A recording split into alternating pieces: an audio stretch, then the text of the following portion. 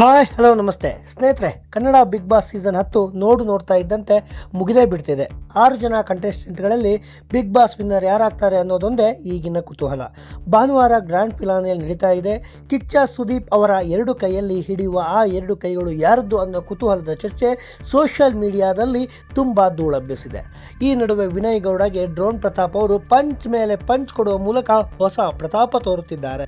ವಿನಯ್ಗೆ ಪ್ರತಾಪ್ ಅವರು ಟಕ್ಕರ್ ಕೊಟ್ಟಿರೋದು ಸೋಷಿಯಲ್ ಮೀಡಿಯಾದಲ್ಲಿ ಹಲ್ಚಲ್ ಎಬ್ಬಿಸಿದೆ. ಬಿಗ್ ಬಾಸ್ ಮನೆಯಲ್ಲಿ ನೀಡಿದ ಒಂದು ಟಾಸ್ಕ್ನಲ್ಲಿ ವಿನಯ್ ಗೌಡ ಬಗ್ಗೆ ಅಸಮಾಧಾನಗಳನ್ನು ಪ್ರತಾಪ್ ಅವರು ಹೊರಹಾಕಿದ್ದಾರೆ. ಮೊದಲ ಬಾರಿಗೆ ಪಂಚಿಂಗ್ ಡೈಲಾಗ್ ಹೊಡೆಯುವ ಮೂಲಕ ವಿನಯ್ಗೆ ಸಖತ್ ಕೌಂಟರ್ ನೀಡಿದ್ದಾರೆ ಡ್ರೋನ್ ಪ್ರತಾಪ್ ಅವರು. ನೀವು ಮಾತನಾಡಿದಾಗ ನನಗೆ ಹಾಸ್ಯಾಸ್ಪದ ಎನಿಸುತ್ತಿತ್ತು. ಅಯ್ಯಯ್ಯೋ ವಿನಯಣ್ಣ ಭಯ ಆಗ್ತಿದೆ, ಅಣ್ಣ ಆಗ್ತಾ ಇಲ್ಲ ಅಂತೆಲ್ಲ ಭಯ ಪಡೋರು ಇಲ್ಲಿ ಯಾರೂ ಇಲ್ಲ, ಆ ಕಾಲ ಎಲ್ಲ ಮುಗಿದೋಯ್ತು ಅಣ್ಣ ಎಂದು ಪ್ರತಾಪ್ ಮಾತಿನಲ್ಲೇ ವಿನಯ್ಗೆ ತಿವಿದಿದ್ದಾರೆ. ವಿನಯ್ ಅಣ್ಣನ ಮೇಲೆ ನನಗೆ ಅಸಮಾಧಾನ ಇದೆ. ಓಯ್ ಅಂದರೆ ಪರಿಣಾಮ ನೆಟ್ಟಗಿರಲ್ಲ ಅಂದರೆ ಇಲ್ಲಿ ಯಾರೂ ಹೆದರಿಕೊಳ್ಳೋರು ಇಲ್ಲ ಅಣ್ಣ ಎಂದು ವಿನಯ್ಗೆ ಟಾಂಗ್ ಕೊಟ್ಟಿದ್ದಾರೆ ಪ್ರತಾಪ್ ಅವರು. ನೀವು ಹೇಳಿದ್ರಿ 100 ದಿನ ನಾನು ಏನೂ ಮಾಡಿಲ್ಲ ಅಂತ, ಆದರೆ ಏನೋ ಮಾಡಿರೋದಕ್ಕೆ ತಾನೇ ಜನರು ನನ್ನನ್ನು ಇಲ್ಲಿವರೆಗೆ ಉಳಿಸಿರೋದು ಅಂತ ವಿನಯ್ಗೆ ಪ್ರತಾಪ್ ಅವರು ಪ್ರಶ್ನೆಯನ್ನು ಮಾಡಿದ್ದಾರೆ.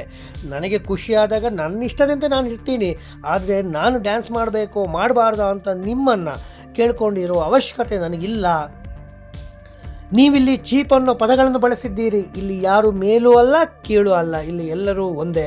ಈ ಮನೆಯಲ್ಲಿ ಎಲ್ಲ ಸ್ಪರ್ಧಿಗಳು, ಈ ಮನೆಯಲ್ಲಿ ನಿಮಗೆ ಎಷ್ಟು ಅಧಿಕಾರ ಇದೆಯೋ ಅಷ್ಟೇ ಅಧಿಕಾರ ನನಗೂ ಇದೆ. ಅದು ಮಾಡ್ತೀನಿ ಇದು ಮಾಡ್ತೀನಿ ಅಂತೀರಾ, ಕೊನೆಗೆ ನೀವು ಏನೂ ಮಾಡಿಲ್ಲ. ನಿಮ್ಮ ಈ ಗೊಡ್ಡು ಬೆದರಿಕೆಗೆಲ್ಲ ಹೆದರೋನು ನಾನಲ್ಲ, ಅವೆಲ್ಲ ಮುಗಿದು ಹೋದವು ಅಂತ ಹೇಳಿ ವಿನಯ್ಗೆ ಪ್ರತಾಪ್ ಅವರು ಚಾಟಿಯನ್ನು ಬೀಸಿದ್ದಾರೆ. ಬಾತ್ರೂಮ್ಗೆ ಹೋಗಿ ಅಳ್ತಾನೆ ಅಂತೀರಿ, ಯಾಕೆ ನೀವು ಹತ್ತಿಲ್ವಾ? ನೀವು ಹತ್ತಿರ ಅದು ಪ್ರೀತಿ, ನಾವು ಹತ್ತಿರ ಅದು ಸಿಂಪತಿನಾ? ಇದನ್ನು ನಾವು ಒಪ್ಕೋಬೇಕಾ ಅಂತ ವಿನಯ್ಗೆ ಪ್ರತಾಪ್ ಅವರು ಪ್ರಶ್ನೆಯನ್ನು ಮಾಡಿದ್ದಾರೆ. ನಿಮ್ಮ ಕುಟುಂಬದ ಮೇಲೆ ನನಗೆ ಗೌರವವಿದೆ, ನಿಮ್ಮ ಕುಟುಂಬದವರನ್ನು ನೆನೆಸಿಕೊಂಡು ನೀವು ನೋವು ಮಾಡಿಕೊಂಡರೆ ಅದು ಪ್ರೀತಿ. 3 ವರ್ಷದಿಂದ ಅಪ್ಪ ಅಮ್ಮನನ್ನು ಮಾತನಾಡಿಸಿದ ನಾನು ಹತ್ತರೆ ಅದು ಸಿಂಪತಿ ಅಲ್ವಾ? ನಾನು ನ್ಯೂಯಾರ್ಕ್ನಲ್ಲಿ ಬೆಳೆದವನಲ್ಲ, ಮಂಡ್ಯ ಜಿಲ್ಲೆಯ ಒಂದು ಹಳ್ಳಿಯವನು. ನನ್ನೂರಿನ ಗ್ರಾಮೀಣ ಭಾಷೆ ಮಾತನಾಡಬಾರ್ದ? ನಾನು ಬೇರೆ ಬೇರೆ ದೇಶಗಳಲ್ಲಿ ಓಡಾಡಿರಬಹುದು, ಆದರೆ ನನ್ನ ಮೂಲ ಬೇರುಗಳನ್ನು ಮರೆತಿಲ್ಲ ಅಂತ ಪ್ರತಾಪ್ ಅವರು ಹೇಳಿದ್ದಾರೆ. ಈ ಬಗ್ಗೆ ನೀವೇನಂತೀರಾ? ಕಾಮೆಂಟ್ ಮಾಡಿ.